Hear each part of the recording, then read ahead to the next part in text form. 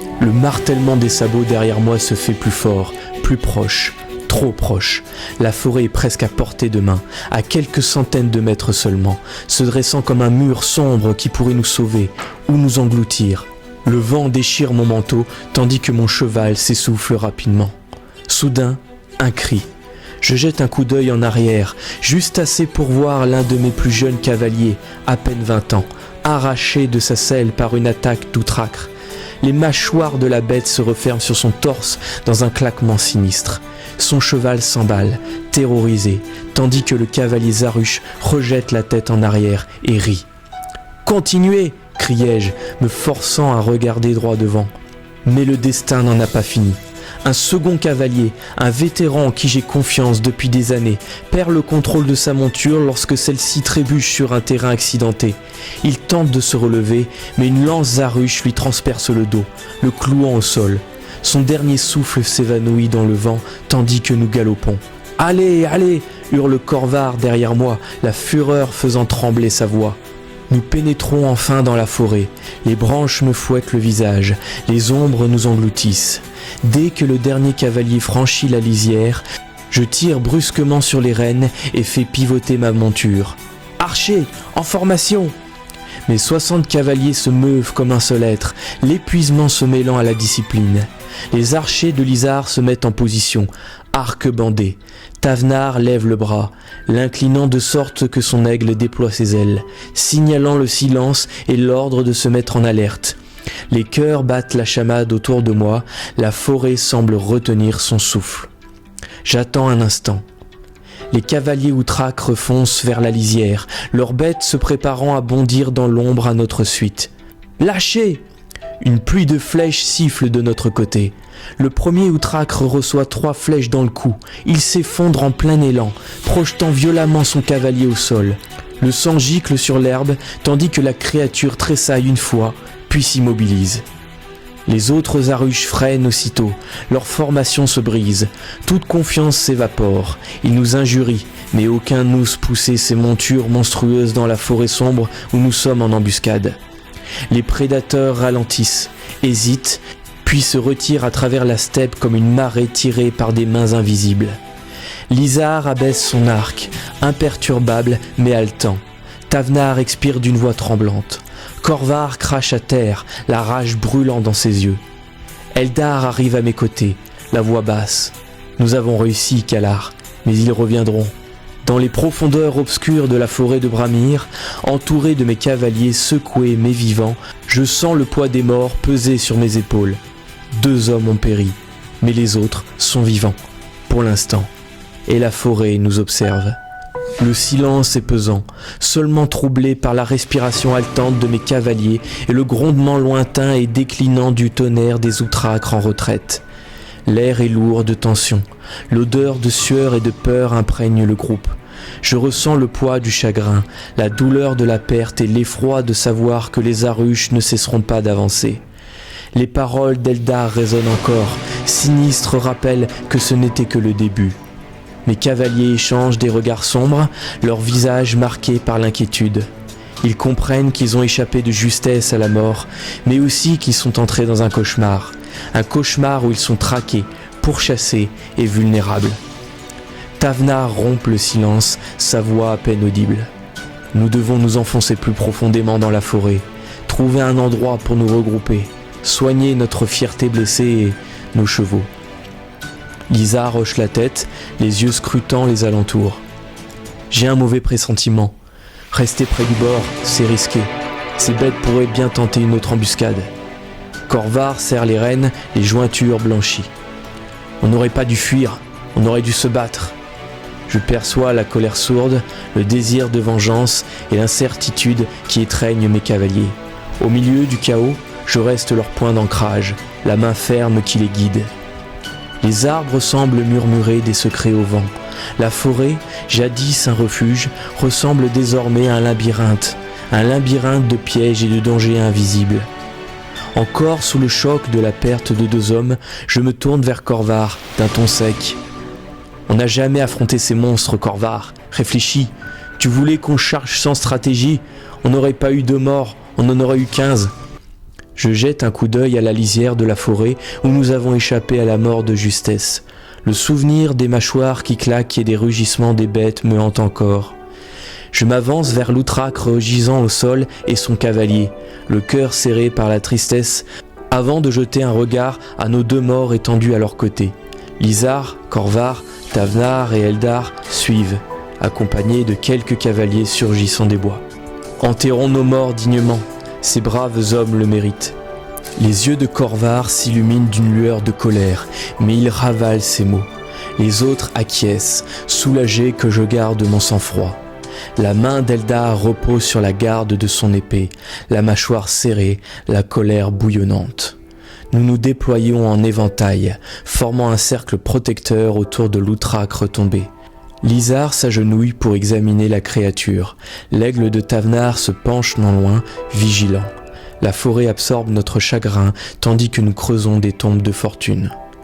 Nous enterrons nos morts en silence. La terre humide engloutit leur corps dans une quiétude définitive. Ces 2 braves cavaliers du nord de Bouldam sont les premiers à tomber sous mon commandement.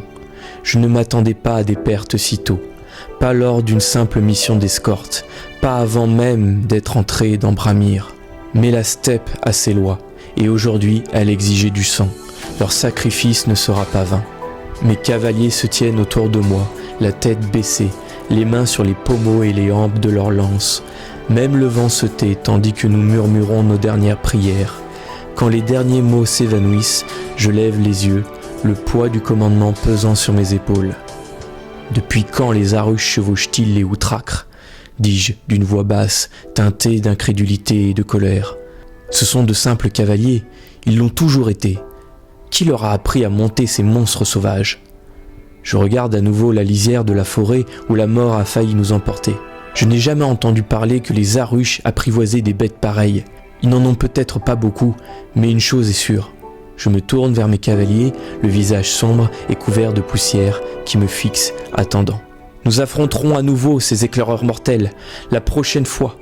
Il nous faudra des tactiques adaptées, à leur vitesse, à leur force et à leur imprévisibilité. Je pose la main sur le monticule de terre fraîchement creusé. Cela ne se produira plus, pas si je peux l'empêcher. Le vent se lève, balayant les tombes comme pour sceller un serment. Mes paroles restent en suspens, les cavaliers hochent la tête solennellement, le visage empreint de détermination. Eldar prend la parole, le premier, d'une voix ferme. On trouvera une solution, Kalar. On apprendra à maîtriser ces abominations. Lizar se redresse, son regard se perdant dans les ombres de la forêt. Et s'ils ne sont pas de simples éclaireurs, et s'ils sont l'avant-garde de quelque chose de plus grand ? Tavnar plisse les yeux.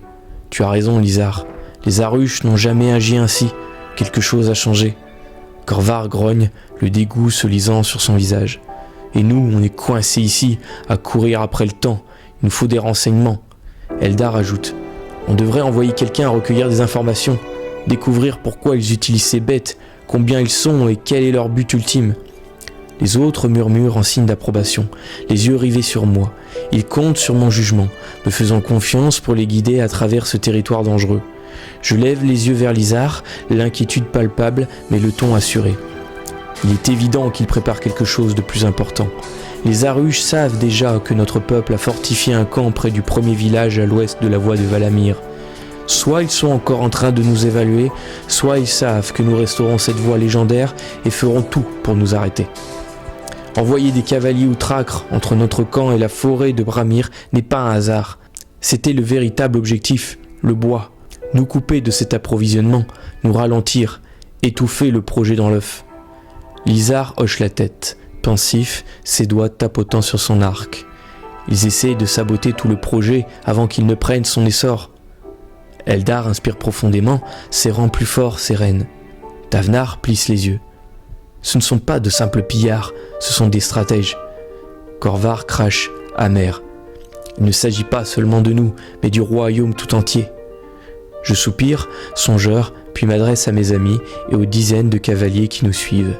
Le bois abandonné lors de l'embuscade restera sur place pour l'instant. Les Arush pourraient même le prendre pour un appât. Le commandant Riklir nous a demandé de découvrir ce qui se passe. Ce que nous avons vu est crucial, mais insuffisant. Nous nous rendrons donc au village forestier au nord de la forêt de Bramir, qui nous fournit le bois nécessaire à nos constructions. Nous les préviendrons de la menace des Aruches et nous leur ordonnerons de ne plus livrer le bois qu'à la lisière de la forêt, et non au campement. C'est trop dangereux. Nous reviendrons chercher le bois plus tard, avec des renforts, une fois la zone sécurisée. Je ferai mon rapport au commandant Éclair, il comprendra. Il m'a confié cette tâche et c'est ce que je ferai. Ancel, direction le village forestier. Une vague d'approbation déterminée parcourt le groupe. Eldar esquisse un sourire crispé. Corvar grommelle mais suit. Tavnar hoche la tête d'un air sec et enfourche son cheval. Lizar s'attarde, les yeux fixés sur les miens, avant de rassembler les cavaliers. En quelques minutes, notre unité est en selle et prête à partir. S'enfonçant dans la forêt de Bramir, le village nous attend, enveloppé de mystères et de dangers potentiels. Les expressions des cavaliers oscillent entre détermination et appréhension, mais ils chevauchent unis derrière moi. La canopée s'épaissit, projetant de longues ombres sur le sol forestier.